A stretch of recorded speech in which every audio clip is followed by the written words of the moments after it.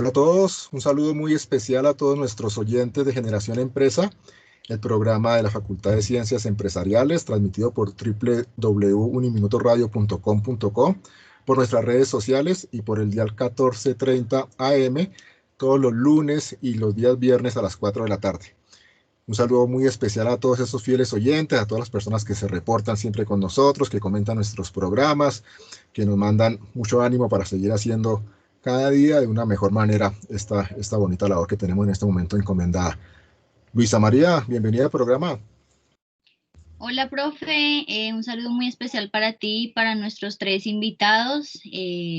Agradecerles por compartir con nosotros este espacio tan chévere de Generación Empresa y esperamos que se encuentren muy bien todos nuestros oyentes junto a sus familias. Gracias, mi Luisa. Como lo comentaba Luisa, tenemos tres invitados muy especiales, incluido un profe, un doctor amigo de México, que ya nos contará quién es. Y hoy tenemos un tema muy importante que tiene que ver con el tema de comunicación, geopolítica, ya lo iremos hablando. El doctor Boris Caballero, historiador, doctorante de Ciencias Sociales. Doctor Boris, bienvenido. Qué bueno que haya aceptado la invitación a Generación Empresa. Gracias a ti, César. Tenemos también al doctor Jesús Sosa, doctor en Economía Política de la Benemérita Universidad Autónoma de Puebla, donde ya hemos tenido invitados en este programa, maestro en Desarrollo Económico, y nos está acompañando desde Puebla. Doctor Jesús, bienvenido. Muchísimas gracias, saludos a todos. Y está mi querido y apreciado profesor Josman Barbosa, amigazo, historiador de la Universidad Nacional, magíster en estudios latinoamericanos, doctor en Economía Política del Desarrollo, y un gran profesor y maestro uniminuto. Mi doctor Josman, bienvenido a esta mesa de trabajo. Está sin audio.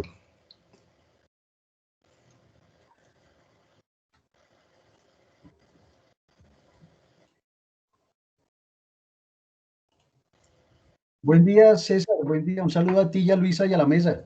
Gracias. Qué bueno, bienvenidos todos. Cuando abrimos este espacio para este programa, usted nos propusieron un tema que se llama clave geopolítica de los monopolios de la comunicación. ¿Qué es eso? Porque eso para nuestra comunidad académica, para nuestros muchachos puede sonar un poquito complejo. Clave geopolítica, estamos en un mundo geopolítico, estamos hablando de monopolios de la comunicación, pero si la comunicación no es manipulada ni monopolizada y nada de eso, ¿cierto? ¿Será que sí?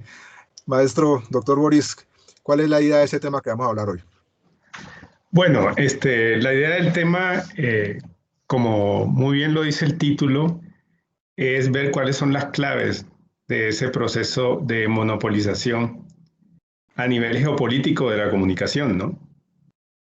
Entonces, bueno, habría que remitirse un poco a una coyuntura muy especial por allá en la década de los 70, donde, bueno, había todo un contexto internacional, había un mundo bipolar, pero además de eso también se planteaba una alternativa que muchos conocieron como la tercera vía, que estaba muy vinculada con los países que en ese entonces se llamaban el movimiento de países no alineados, ¿no? Y la propuesta que había en ese entonces ya se veían tendencias globalizadoras que por supuesto ya estaban establecidas con las grandes agencias de noticias, ¿no? France Press, AP, UPI, que manejaban y monopolizaban en buena medida la producción y la circulación de las noticias en este caso. ¿Ah?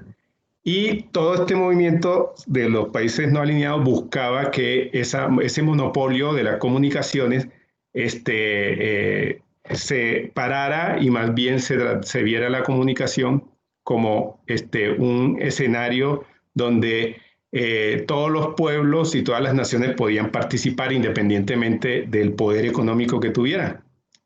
Entonces, ahí tenemos que ubicar como una ruptura que se da en ese momento, porque efectivamente hay una demanda de estos países no alineados, que son, en ese entonces se conocían como los países del tercer mundo, países que no estaban dentro del centro capitalista,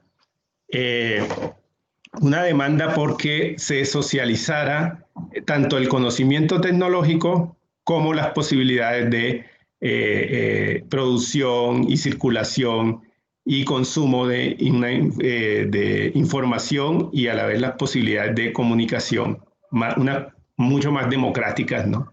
no controlada por esas grandes agencias. Y la UNESCO hizo eco de estas demandas de los países del movimiento no alineado, y en el 77 se creó una comisión.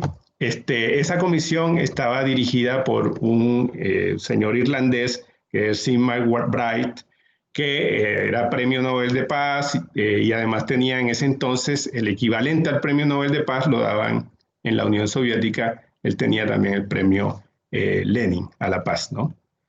Era todo un personaje, ¿no?, importante, y dirige una comisión de estudios sobre la situación de la comunicación a nivel mundial y genera un informe. En ese informe se lanzan una serie de propuestas para hacer una comunicación más democrática, donde las naciones tuvieran una participación importante y además de eso, se velara porque se diesen desde los países desarrollados la posibilidad de transferencia de conocimiento y tecnologías que posibilitaran que a nivel soberano las naciones pudieran también participar en la comunicación. O sea, en ese informe también decía que el 80% de las comunicaciones a nivel mundial eran manejadas simplemente por 4 agencias. Dos de ellas controladas por los Estados Unidos, la otra por Gran Bretaña y la otra por Francia. Esas 4 agencias manejaban el 80% de las noticias y de la comunicación. Y además de eso, la mayoría, el 90 y pico, 95% de la información que transmitían era información que partía de los países centrales. O sea, ¿en qué sentido? Era información cuyo epicentro eran los países centrales, o sea, el tercer mundo, y los países periféricos quedaban absolutamente relegados. Otra cosa que veía el informe es que también había un problema ahí digamos, de soberanía sobre las identidades de los pueblos, ¿no? O sea, el mensaje y el modo de vida y los valores que se transmitían eran los valores de los países centrales, quedando en segundo plano, digamos, las expresiones culturales y las expresiones de conocimiento y las noticias de los países periféricos, ¿no? Este informe, dentro de las recomendaciones que daba, era había que buscar mecanismos de desarticular estos monopolios donde los estados y las naciones debían tener una participación importante. Esto generó una reacción bastante virulenta de los Estados Unidos especialmente, y de esas grandes agencias noticiosas y de periódicos como el Miami Herald, que se organizaron a su vez en una gran entidad también que agremió a todos estos medios en la World Press Freedom Committee, WPFC, que terminó siendo la vocera de los intereses de los grandes medios de comunicación, y generaron un evento alterno en el 81. Y la reacción fue fuerte de los Estados Unidos, tanto que amenazaba de desarticular a la UNESCO. Y efectivamente sucede. En el 83, Estados Unidos anuncia su salida de la UNESCO y lo termina materializando en el 85. Y en el 86 lo hace el Reino Unido. Esto genera una crisis en la UNESCO, y efectivamente lo que se logra es que en el 87 el director de la UNESCO, que había Amadou, que había impulsado este proceso, termina siendo sacado de la UNESCO y reemplazado por otra dirección en la UNESCO, que asume un discurso muy afín a esto este discurso de la libertad de comunicaciones, donde se desconoce absolutamente lo que sí reconocía la anterior administración y reconocía el informe de McBride, que es que hay una situación de desigualdad que amerita acciones que igualen las partes para que efectivamente haya una comunicación democrática y no controlada por centros de poder. Muy bien. Ahí Entonces, la tendencia ahí es importante ver, es una clave, ¿no? Una clave para entender ese cambio que se da en un momento en que hubo la oportunidad de efectivamente hacer que el juego de la comunicación fuera mucho más democrático y mucho más justo, ¿no? Y lo que terminó imperando fue la tendencia a la monopolización. Muy bien, ya el profe Boris nos da una muy interesante introducción sobre el tema para ubicarnos en lo que estamos hablando. Profe Jesús, usted de México, ¿qué visión tiene sobre esos monopolios de la comunicación desde el punto de vista geopolítico? ¿Cuál es la realidad que vivimos aquí en Latinoamérica? ¿Realmente somos manipulados por los medios de comunicación? Como decimos, muchos ellos eligen presidente, por ejemplo. ¿Qué versión de la verdad conocemos? Pero yo diría que no solamente desde el punto de vista de la manipulación de los estados capitalistas, sino en general de la información. Porque si Sí, vamos a revisar la información que saca Cuba o Venezuela o Rusia, probablemente sería otra larga discusión también de monopolios en la comunicación. claro. Muchas gracias. Yo quisiera ubicarme justamente desde la perspectiva internacional, las relaciones entre estados, la política exterior de los estados y su vinculación con los medios de comunicación. Quisiera contextualizar históricamente cómo hay una transición de los usos de medio de comunicación, empezando por la prensa. Probablemente una de las grandes referencias es en el Parlamento Europeo, donde se dice que el cuarto poder lo representa justamente la prensa, al lado del poder ejecutivo, legislativo y el judicial está la prensa. Menciono otro dato, así como para poner de perspectiva cómo hay un vínculo entre el poder político y posteriormente intrínseco también con el poder económico a lo largo de la historia, porque una de las luchas donde aparece de manera determinante la función de la comunicación es en la lucha interimperialista a finales del siglo XIX y principios del siglo XX, cuando se dan la Primera y la Segunda Guerra Mundial, se expone de manera importante el uso de la comunicación a la hora de manejar lo que más tarde se denominaría propaganda. Y el caso más emblemático quizás sea el de Goebbels, que todo el mundo conoce sobre la propaganda nazi, y cómo sirve para justificar la guerra, la expansión de Alemania, pero también por parte de los aliados. Y redirigiendo esta información en relación a tu pregunta, diría que en América Latina, efectivamente, en términos de política exterior, cada país va a manejar, según sea el caso, y los intereses particulares de política exterior, su información, ya sea esta provenga del Estado, haya ahí una, una alianza entre gobierno y prensa o, en su caso, en su defecto, una confrontación. Esto que me decía sobre cómo los gobiernos pueden ser aliados o opuestos a los medios de comunicación, lo vemos en los diferentes golpes de Estado que ha habido en América Latina y cómo la prensa fungió para justificar esos golpes de Estado. Y también, digámoslo así, desde los estados que no han sido aliados de la política exterior estadounidense, tenemos que ellos también manejan su propia información, tratando de defender, obviamente, sus propios intereses nacionales. Qué interesante eso que toca el doctor Jesús cuando usted habla de la Primera y Segunda Guerra Mundial y por allá un ideólogo nazi comenzó a hablar del espacio vital, ¿cierto? Claro. Y del derecho que tenían las potencias a extender su espacio, simplemente por el hecho de ser potencias. Yo diría que es un concepto que se sigue manejando actualmente por las grandes potencias y vemos cómo invaden territorios, cómo justifican invasiones y demás por diferentes excusas, digamos, geopolíticas. Profe Jolman, ¿qué opina usted de este tema de los monopolios de la comunicación? Y quisiera también que nos comentara un poco de este proyecto que se está dirigiendo desde el punto de vista de la investigación y que ha unido precisamente a la Facultad de Comunicación, a la Facultad de Ciencias Empresariales y a profesores de Latinoamérica.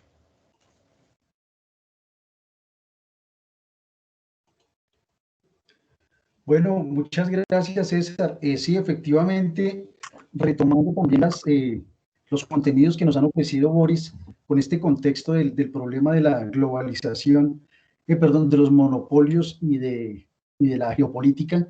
Esto, digamos, surge como una necesidad. Cuando llego a la Facultad de Comunicación, me doy cuenta que hay una ausencia, digamos, de tratamiento de una relación importantísima, y es como la comunicación articula también los poderes a nivel local, regional y global.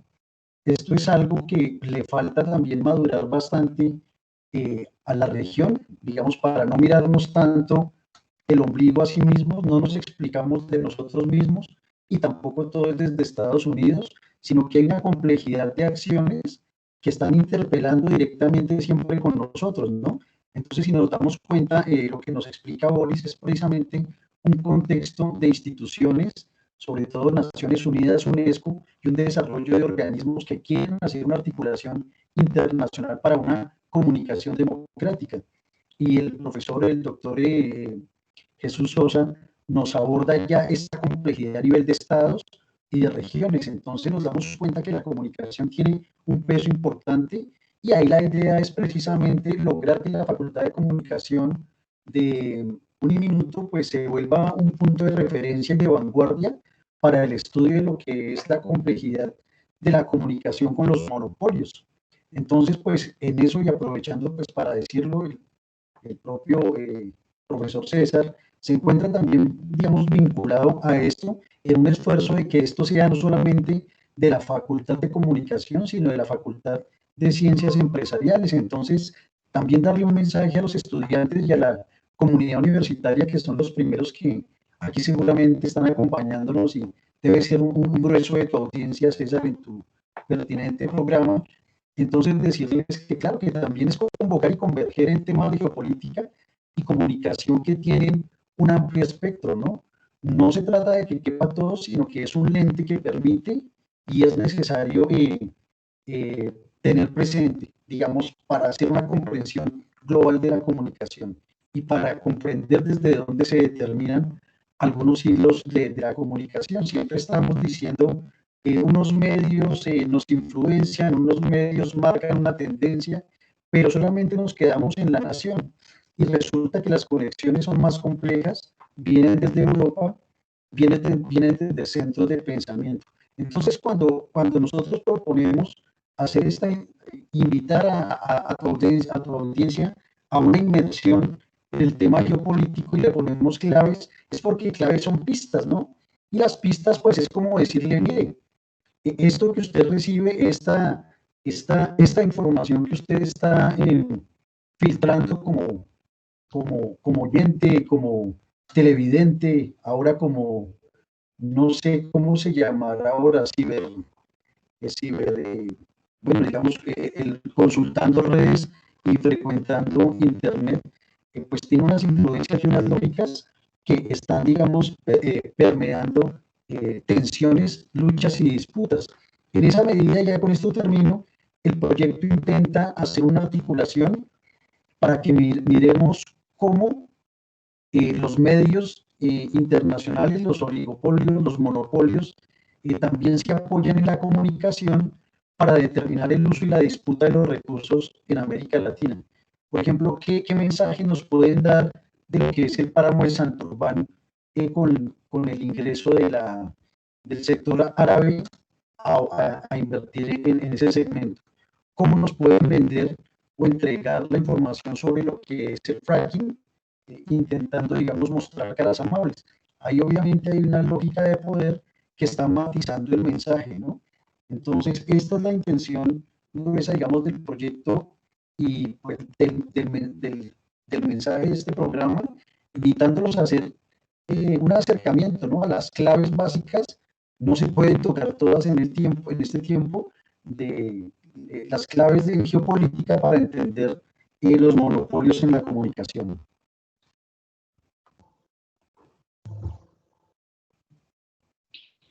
Bueno, yo quisiera preguntarle a nuestros invitados cuáles creen ustedes que son las principales estrategias que se utilizan a la hora de hablar de los monopolios de la comunicación. Bueno, yo quisiera como decir algo al respecto. Efectivamente, bueno, siguiendo un poco lo que decía antes, ¿no?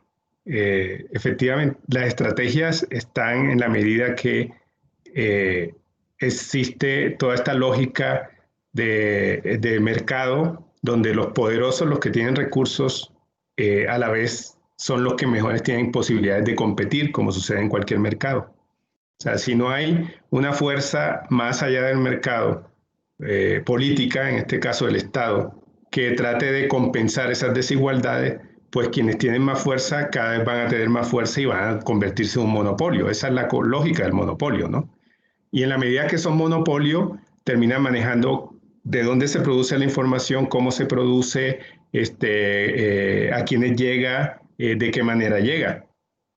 Entonces, claro, por eso yo creo que esta demanda que existía, que surgió en esa década de los 70 sobre una mayor democratización de la comunicación, creo que sigue siendo vigente, a pesar de que es menos enunciada en este contexto, ¿no? Entonces, ¿cómo contrarrestar ese monopolio? Las cumbres mundiales sobre la sociedad de la información, que es esta nueva forma que comienza desde el nuevo milenio, impulsada por la ONU, en realidad termina desagremiando a las grandes empresas de la comunicación. Y cuando vemos toda esta revolución tecnológica, la revolución informática, lo que algunos llaman la cuarta revolución, termina siendo una revolución tecnológica que en su seno, en su núcleo, tiene como impulso la comunicación a través de, bueno, la revolución informática. Lo que termina pasando es que esa gran revolución informática que democratiza en buena medida el acceso a la información, termina también siendo controlada y monopolizada por los grandes emporios de la comunicación, esta vez con nuevas formas, ¿no? Ya no son las grandes agencias de prensa de los 70 y los 80, sino que ya tenemos a Google, tenemos a Facebook, tenemos a este tipo de grandes corporaciones de la comunicación, con unos contenidos absolutamente y con unas formas mucho más controladoras de las que existieron antes, ¿no? Con las redes sociales se abre todo un espectro nunca antes visto, donde no solamente controlan lo que informan, sino que controlan también los gustos de las personas. Y son capaces también, a partir de esos algoritmos complejos, medir cuáles son las tendencias y los gustos de las personas y a partir de ahí generar mercancías y productos, ¿no? En tiempo récord. Entonces, estamos en un momento donde esos grandes monopolios están manejando la privacidad de las personas y están a partir de esa privacidad generando patrones de consumo y acabando también con las posibilidades que tienen los individuos de ser soberanos sobre su desarrollo, ¿no? Y sobre cuáles son sus apetencias. Entonces, la comunicación se torna absolutamente manipulación. Manipulación para poder responder a las necesidades del mercado, ¿no? Las necesidades del individuo de conocer, de aprender, de poder tener posibilidades de información y cognitivas amplias, son dejadas en un segundo plano. Lo fundamental es el mercado. Es interesante eso que nos comenta el doctor Boris. Hay un documental recién fresquito en Netflix que habla sobre eso, sobre los algoritmos, sobre la manipulación de las redes sociales, sobre cómo realmente, inclusive los dueños de los grandes espacios de redes como Google, como Facebook y demás, ellos mismos recomiendan en ese documental a los padres de familia que no permitan, por ejemplo, que sus hijos creen perfiles desde muy pequeños y demás. Y es fácil verlo. Hoy en día uno da clic, por ejemplo, sobre un producto, sobre un servicio, y al momentico en otras páginas como Facebook y demás le están ofreciendo productos similares a los que usted dio clic en una búsqueda, por ejemplo, en Google. Bien interesante el tema. Mi doctor Jesús, esa manipulación de los medios tiene que ver con el hecho de que una misma noticia se vea tan diferente según el medio en el que la exprese. Tiene que ver con esas fake news que increíblemente invaden las redes sociales.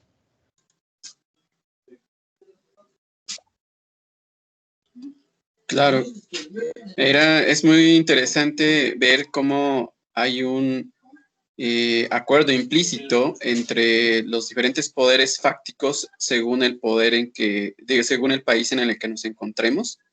El caso que cito así como bastante incisivo, podríamos mencionarlo en las experiencias que uno ha visto en los últimos años de las denominadas primaveras árabes, donde la información era manejada en un primer momento por los estados, pero cuando empieza a manejarse desde el exterior por los intereses de estados externos, empieza a configurar otra forma de pensar y otra forma de actuar de la población en general.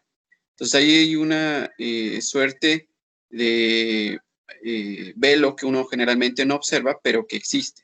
Quisiera enfatizar esa parte desde la parte geopolítica, porque en el caso particular de los Estados Unidos hay un acuerdo ya desde posterior a la Segunda Guerra Mundial, la operación que dirige la CIA, la operación denominada Sinsontley o Mockingbird, que es esta ave que puede imitar la voz o el canto de otras aves, para que junto con las principales agencias noticiosas de los Estados Unidos, la televisión y el radio, pudieran configurar toda una contraofensiva, ellos la denominan así, una guerra contra el comunismo, y a su vez, en las radiodifusoras aliadas, poder utilizar todo este tipo de mecanismo para poder ubicar el mensaje afín a los intereses estadounidenses.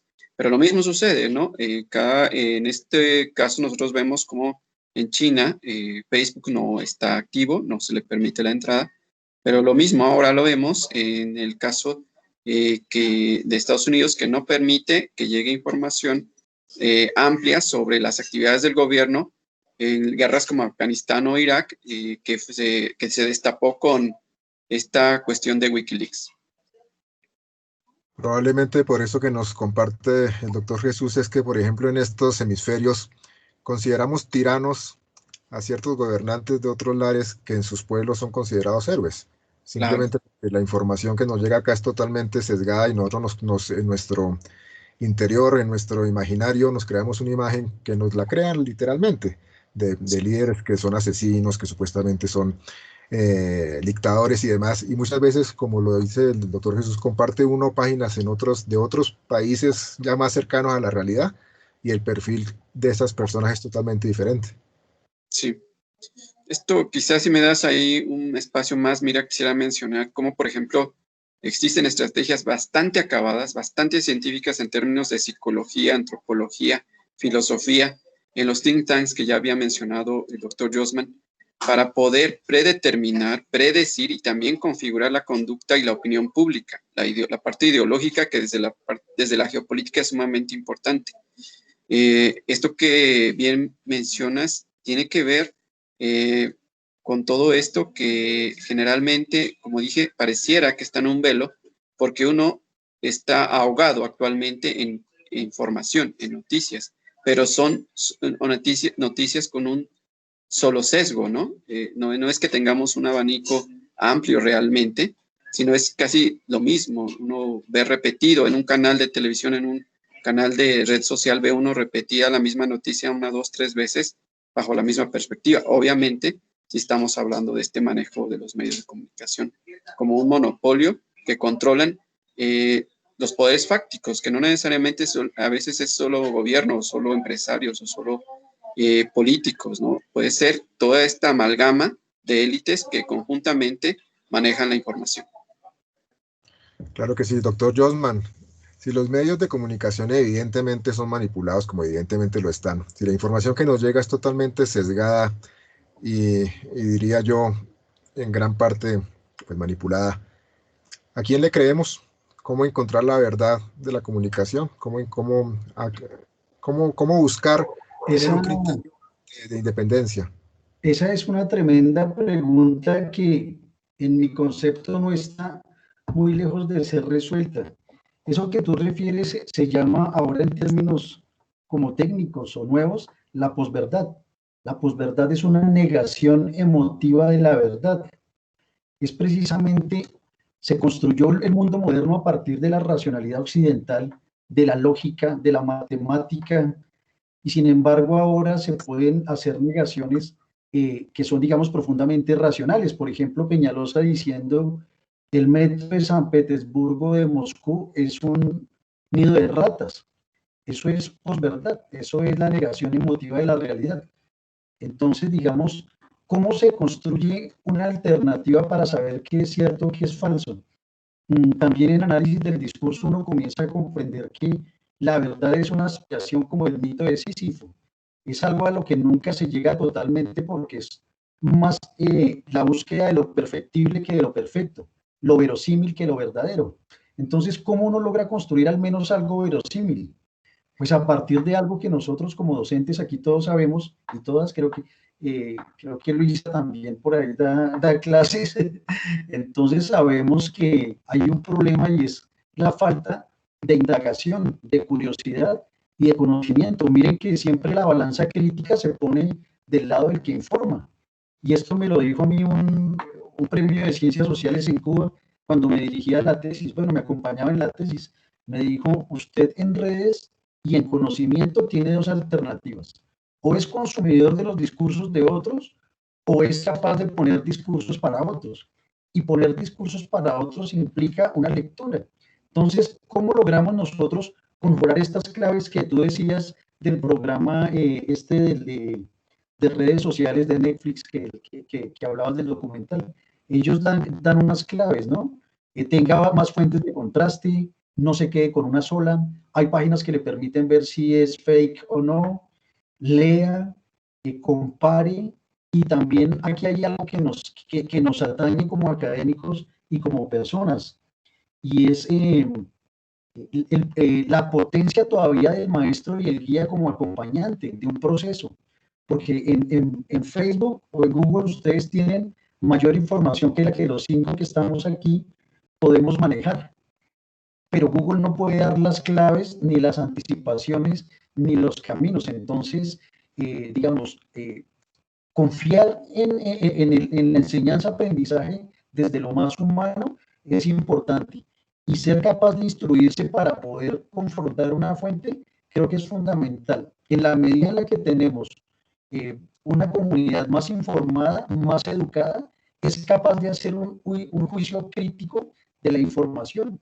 Mientras tanto, simplemente la gente recibe, no filtra y reacciona. Pero eso está fundamentalmente ligado en mi concepto a que tenemos que trabajar en la otra palanca. Y es que precisamente, y aquí me detengo un momentico en qué implica también la geopolítica y la comunicación, es que hay una herramienta teórico-metodológica que se llama la economía política de la comunicación. ¿Por qué se vuelve la herramienta crítica de la comunicación? Porque precisamente analiza la cadena de producción-consumo. ¿Quién produce la noticia? ¿Quién produce los contenidos? ¿Cuál es la cadena por la cual circula y quién la consume finalmente? Y resulta que el consumidor, si logra esta palabra que ahora se usa, empoderarse de un saber, puede determinar también qué contenidos le son apetecibles y no volverse un comunicador que ingiere sin tener ningún tipo de dieta, ¿no? Para hacer como una analogía. Entonces, eso te podría contestar, César. Gracias, Josman. Siguiendo la línea de lo que estás comentando, yo quisiera preguntarle a los tres invitados, uno de los temas más importantes ahorita, pues claramente es la pandemia. ¿Cómo creen ustedes que se ha manejado la información y cómo a través de los medios de comunicación esto ha, digamos, puesto en marcha el pensamiento de los colombianos, hablemoslo en nuestro caso? ¿Y cuál es la cuota de responsabilidad que tenemos nosotros frente a lo que nos están mostrando los medios? Bueno, yo quisiera decir ahí algo antes. Me parece que con la pandemia ha sucedido un proceso que ya venía, pero que se profundizó con la pandemia. Y es que estas empresas, Google y otras, Zoom, que manejan grandes plataformas de comunicación, se fortalecieron tanto que entraron a jugar un papel fundamental asociándose con estos organismos multilaterales, entre ellos la UNESCO. Todo el programa de la UNESCO de enseñanza y de educación a distancia por la pandemia está apoyado sobre estas grandes empresas. Incluso la reunión de la directora actual de la UNESCO, donde lanzó este gran programa sobre cómo afrontar la pandemia, un programa educativo estaban esas grandes corporaciones ahí presentes y están llevando esos programas asociados con los estados nacionales y con la venia de la UNESCO a África, a Asia y a estos países, ¿no? Aquí en México, por ejemplo, está este programa de Aprende en Casa y es un programa que es, en última, un reflejo de una iniciativa de la UNESCO, o sea, que también se llama así. O sea, termina siendo una replicación de eso. Y todas las plataformas que se manejan escolares son Google, aquí en México. ¿Ah? En África lo maneja otra empresa y así.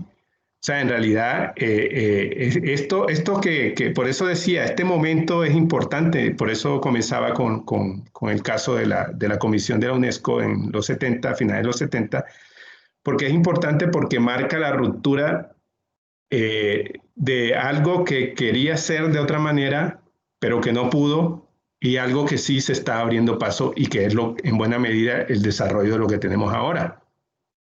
Lo que ha sucedido con la pandemia es que esta tendencia de monopolización de la comunicación se ha profundizado en vez de aminorarse y que otras tendencias se dieran.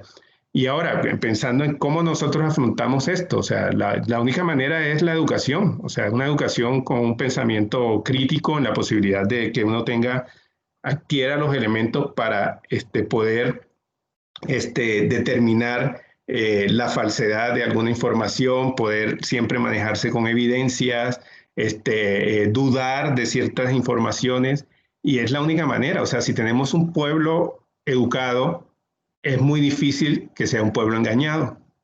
La educación es la clave. Y en el caso de Colombia, ahí es donde tiene que estar. Ahora, tampoco todo es tan negro.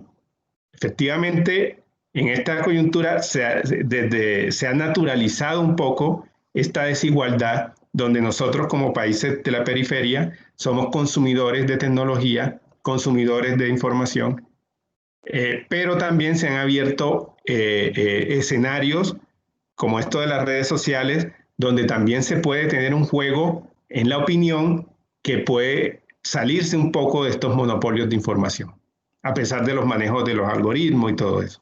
Y eso también se ha demostrado, o sea, en Estados Unidos, en Colombia con las marchas, en las protestas que hubo a finales del año pasado. O sea, las redes sociales jugaron un papel fundamental. Y este monopolio que tenían los grandes canales aquí en México, Televisa, en Colombia, RCN, Caracol, se ha visto seriamente fracturado con las redes sociales. O sea, la gente también ha buscado alternativas, ¿no?, de comunicación propias en ese gran monopolio, esa gran bolsa que es Facebook, Twitter, y esto se abren también caminos donde la gente puede jugar cierto juego autónomo, pero eso también depende de la conformación y de la formación de nosotros como ciudadanos y como pueblos, ¿no? Claro que sí. Jesús. Bueno, a mí me gustaría enfocarme en el manejo de los grandes medios de comunicación sobre esto que se ha denominado teorías de la conspiración. Ha sido bastante interesante cómo esto ha provocado bastantes choques en países de los denominados desarrollados, ricos, centros. El caso más emblemático pudiese ser el caso de Estados Unidos, porque los medios de comunicación, pero especialmente los medios electrónicos, se les ha reprochado que no han detenido, no han filtrado todo lo que tiene que ver con fake news y que ha dado pie a enardecimiento de posiciones fascistoides, fascistas, racistas, etc. Todo esto vinculado con todo un sustrato de teorías de la conspiración y que hasta ahora no ha sido pues lo suficientemente controlado, regulado. Al respecto podría decir que la única por ahora opción viable de manera ya personal, particular, de nosotros sería ser conscientes de que esto está sucediendo, ¿no? Y que suele pasar que uno va a encontrar en la red, obviamente, información veraz, pero también puede uno encontrar información no tanto. uno de los últimos emblemas que ha aparecido no es que solo la información es poder, sino que también la desinformación es poder. Entonces, bien interesante porque uno pues manejaba este emblema anteriormente donde decía, bueno, los países más informados, las sociedades más informadas son las más poderosas. Pueden actuar con mucho mayor eficacia sobre los problemas que enfrenten, pueden construir un futuro mejor. Pero si ahora lo que tenemos no es tanto una información veraz, sino la cantidad exorbitante de desinformación, nos enfrentamos a otro nuevo reto, ¿no? Entonces, ahí lo que quedaría es ser conscientes de lo que estamos enfrentando, de lo que estamos viviendo, qué son las nuevas formas de comunicación, las redes sociales, cuál sería su objetivo, qué estarían buscando y a quién beneficia. A nivel de política exterior de los países, es interesante ver cómo se maneja dependiendo de dónde nos situemos la información según los intereses de cada estado. Y entonces me parece que al hacer nosotros conscientes de qué se estaría buscando, por ejemplo, con la exaltación de posiciones fascistas o bélicas, creo que ahí estaríamos nosotros encontrando, ahora sí que claves para poder entender la realidad y también situarnos y actuar en consecuencia. Entonces, sería un llamado a la conciencia. Ahí estaría, digamos, un punto clave, ser conscientes de lo que sucede y cómo funcionan las redes sociales, conocerlas, como decía el doctor Boris, ¿no? Eso sería. Profe Josman. Sí, Luisa, te oigo. ¿Cuál es tu percepción frente a la pregunta? Sí, Luisa, pues mira, yo creo que habría 3 puntos como importantes para referir. Uno, yo percibo una derrota del carácter universal de la ciencia como discurso, porque lo que más se vio, adrede o no, interesante lo que dice el doctor Sosa acerca de ya no solamente es la verdad la que domina, sino también la mentira, ¿no? Antes nos decían el conocimiento es poder, pero como que también el desconocimiento aprovechado en otros se vuelve un poder. Entonces uno no entiende el relato de la ciencia durante la pandemia, dejó mucho que desear. No tener un único criterio, por ejemplo, desde la Organización Mundial de la Salud, no tener un único criterio a veces por regiones, sino que se volvió la ambivalencia que expresaba intereses económicos, ¿no? Si los laboratorios están coludidos, por ejemplo, con Microsoft a través de Bill Gates, o por ejemplo, Elon Musk hace unas máquinas para el desarrollo de las vacunas o de los tratamientos del COVID, la relación ciencia-salud se ven sesgadas.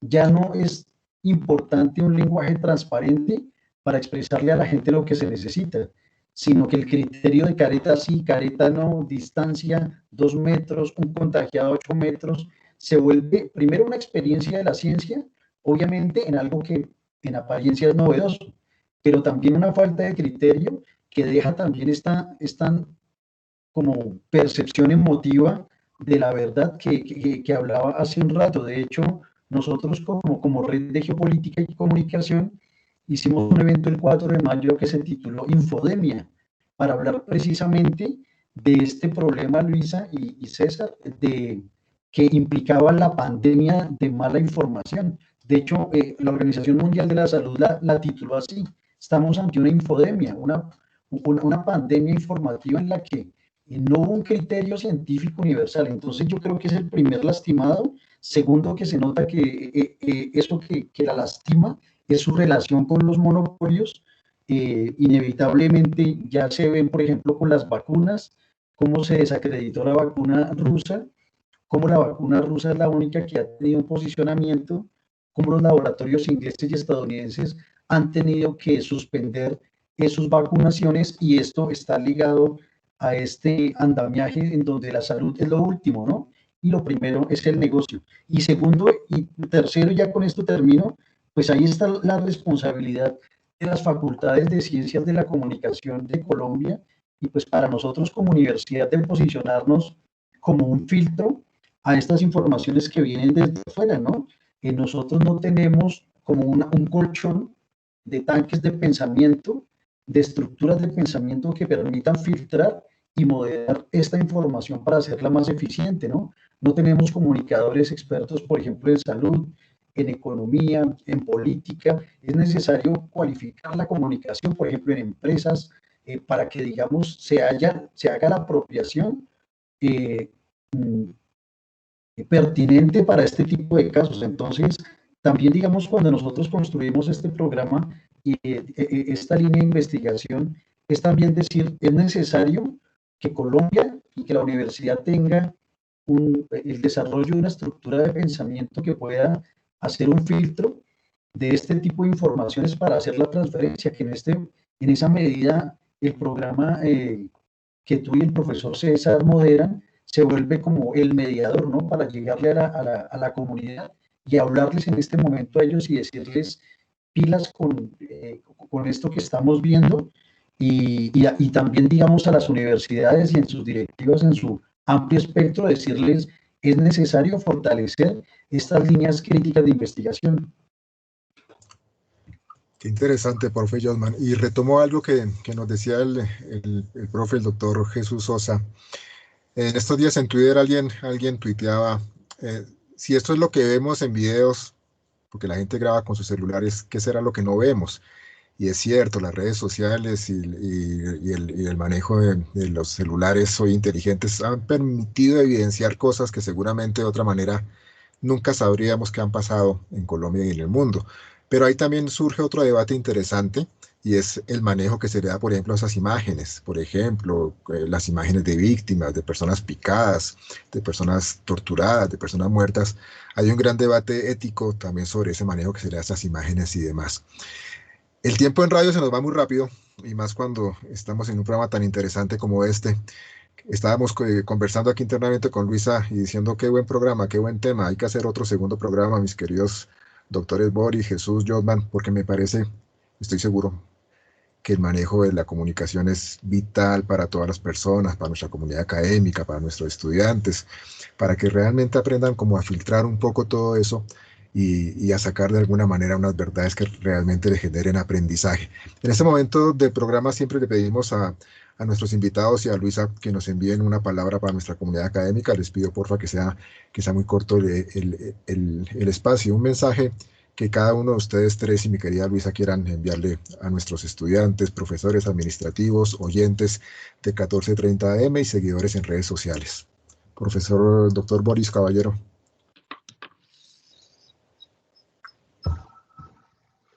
Bueno, el mensaje que les enviaría es que agucemos siempre la mirada y nuestra escucha, que siempre estemos con esa posibilidad de evaluar la información que recibimos y a partir de ahí también podamos también actuar como difusores de lo que consideremos que ayuda, ¿no? En términos de rearmar los lazos de solidaridad y de colaboración que tanto necesitamos ahora en estos momentos de crisis, ¿no? Que no solamente están con la pandemia, sino que la pandemia se sumó a una crisis estructural que viene desde hace años y que se manifiesta en problemas sociales y económicos cada vez más profundos, ¿no? Entonces, sobre todo eso, que aprovechemos la situación medio privilegiada que tenemos como gente cercana al conocimiento para que ese conocimiento no solamente nos sirva a nosotros, sino que también le pueda servir a los demás para eso, para poder tener capacidad de criterio y de elección y de decisión para salir de este atolladero y encontrar alternativas donde todos podamos caber y podamos construir una sociedad mejor, ¿no? Muchas gracias. Doctor Jesús Sosa. Gracias. Bueno, a mí me gustaría comentar solamente algo de manera muy particular. Dentro de todo este conglomerado, de este apabullamiento de información, de fake news, etcétera, llama la atención, por ahí leía ahí una nota bastante pequeña, casi intrascendente en términos de de la difusión, etcétera, pero decía, actualmente la información que es mucho más objetiva tiende a ser la que mayormente marca diferencia. Eso quiere decir que por ahí tenemos una pista, ¿no? Las personas que se dedican a la parte relacionada con comunicación, las que sean más auténticas y más objetivas en términos del bien común de la comunicación van a ser aquellas que realmente marquen la diferencia. Y eso tiene que ver incluso como muchos, incluso youtubers, digámoslo así, desde lo más ínfimo, lo más pequeño, hasta aquellos grandes periodistas reconocidos que se han apegado lo más posible a la objetividad, a la verdad, son aquellos que han empezado a marcar diferencia dentro de este marasmo de fake news. Entonces, por ahí creo que hay una pista para poder nosotros proceder y ahí está una luz de esperanza. Doctor Jesús. Mi doctor Josman Barbosa. Sí, pues mire, así muy brevemente, hace poco, 11 de septiembre, en conmemoración, por ahí estuve viendo una reunión entre dos líderes de los años 70, Salvador Allende y Fidel Castro. Y Allende le decía a Fidel que Latinoamérica no podía seguir siendo solamente el continente de la esperanza. Es decir, es necesario construir la esperanza. Fromm hablaba precisamente que la esperanza no era esperar, sino era una búsqueda constante del futuro, ¿no? De un buen futuro. Entonces, desde la comunicación hay que hacer una reflexión frente a eso. No somos solamente un continente de la esperanza, tenemos que construirla y en eso el campo comunicacional es fundamental. De ese fotógrafo que hace unos años publica en Times la foto del niño etíope acurrucado al frente de un charco de agua que ya casi muere y un chulo detrás esperando su último suspiro para caerle, y el fotógrafo se vuelve un observador simplemente como crítico, objetivo, que ve el retrato, una realidad, a lo que vemos ahora con los celulares grabando palizas. Entonces nos llama también a eso, ¿no? El mensaje sería esperanza, esperanza que se busca, pero también la discriminación en cuándo termina el uso de la tecnología y cuándo termina y cuándo comienza un principio vital, ¿no? Cuándo termina el uso del celular y comienza una reacción vital. Ese sería como el mensaje de esperanza y acción para la audiencia, profesor. Muy bien, en este momento quiero reiterarle la gratitud al doctor Boris Caballero, al doctor Jesús Sosa, al doctor Josman Barbosa por haber aceptado la invitación a este programa. Un saludo muy especial de nuevo a todos nuestros oyentes, a toda nuestra comunidad académica, administrativos, profesores, estudiantes, oyentes del 1430 AM de Uniminuto Radio, de www.uniminutoradio.com.co, de nuestras redes sociales. Y nada, siempre un mensaje final de optimismo, sabiendo que vamos a seguir adelante, que desde que haya salud, todo lo demás irá tomando unas mejores formas y como nos los expresaron nuestros invitados de hoy, está en nuestras manos también cambiar todas estas realidades tan complejas que muchos millones de personas viven y en la cual nosotros realmente somos unos privilegiados.